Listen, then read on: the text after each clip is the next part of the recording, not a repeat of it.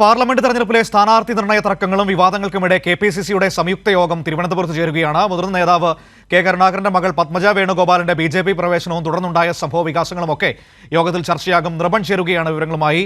നൃപൻ, തെരഞ്ഞെടുപ്പുമായി ബന്ധപ്പെട്ട ഒരുക്കങ്ങളൊക്കെ ചർച്ച ചെയ്യാനാണ് പ്രധാനമായി യോഗം. പക്ഷേ എങ്കിൽ പോലും ഈ പത്മജ വേണുഗോപാലിന്റെ ബിജെപി പ്രവേശനം അടക്കമുള്ള കാര്യങ്ങൾ കോൺഗ്രസിനെ പ്രതിസന്ധിയിലാക്കി നിർത്തുന്ന ഒരു സാഹചര്യമുണ്ട്. ഇതൊക്കെ ഇന്ന് ഈ യോഗത്തിൽ ഉയർന്നു വരാൻ സാധ്യതയുണ്ടോ?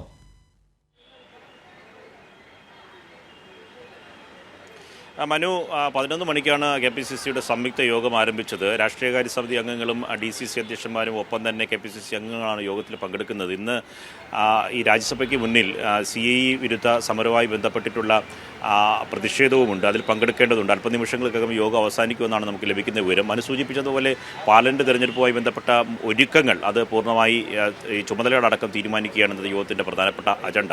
ഒപ്പം തന്നെ മനു സൂചിപ്പിച്ചതുപോലെ പത്മജ വേണുഗോപാലിൻ്റെ BJP പ്രവേശം, അതുമായി ബന്ധപ്പെട്ട സിറ്റിംഗ് MP ആയിട്ടുള്ള കെ മുരളീധരനെ വടകരയിൽ നിന്ന് തൃശ്ശൂരിലേക്ക് മാറ്റിയത്, TN പ്രതാപന് സീറ്റ് നഷ്ടമായത്, തുടങ്ങിയ വിഷയങ്ങൾ സ്വാഭാവികമായി ആരെങ്കിലും യോഗത്തിൽ ഉന്നയിക്കാനുള്ള സാധ്യതയുണ്ട്. പക്ഷേ അജണ്ടയിൽ ഊന്നിയെന്നുള്ള ചർച്ചകൾ മാത്രം മതിയെന്ന നിർദ്ദേശം സ്വാഭാവികമായി ഉയർന്നു വരുമെന്നതാണ്. അങ്ങനെയാണെങ്കിൽ അത്തരം ചർച്ചകളിലേക്ക് പോകാനുള്ള സാധ്യതയില്ല. പക്ഷേ VS സുധീരൻ അടക്കമുള്ള നേതാക്കൾ ചർച്ചയിൽ ഇന്നത്തെ യോഗത്തിൽ പങ്കെടുത്തിട്ടുണ്ട്. അദ്ദേഹം അല്പം മുമ്പാണ് യോഗ സ്ഥലത്ത് നിന്ന് പുറത്തേക്ക് പോയത്.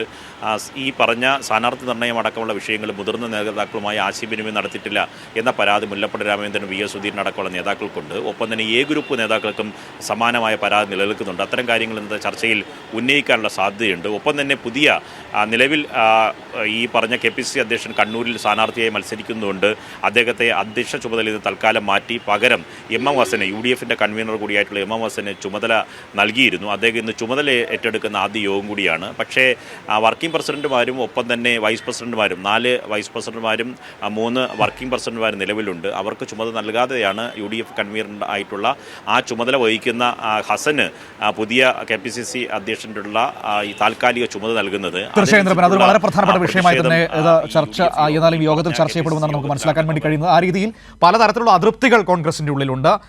ഒരുപക്ഷേ അതൊക്കെ യോഗത്തിൽ ചർച്ചയാവാനുള്ള സാധ്യതയും കാണുന്നുണ്ട്. നൃപനാണ് വിവരങ്ങൾ തിരുവനന്തപുരത്ത് നൽകിയത്.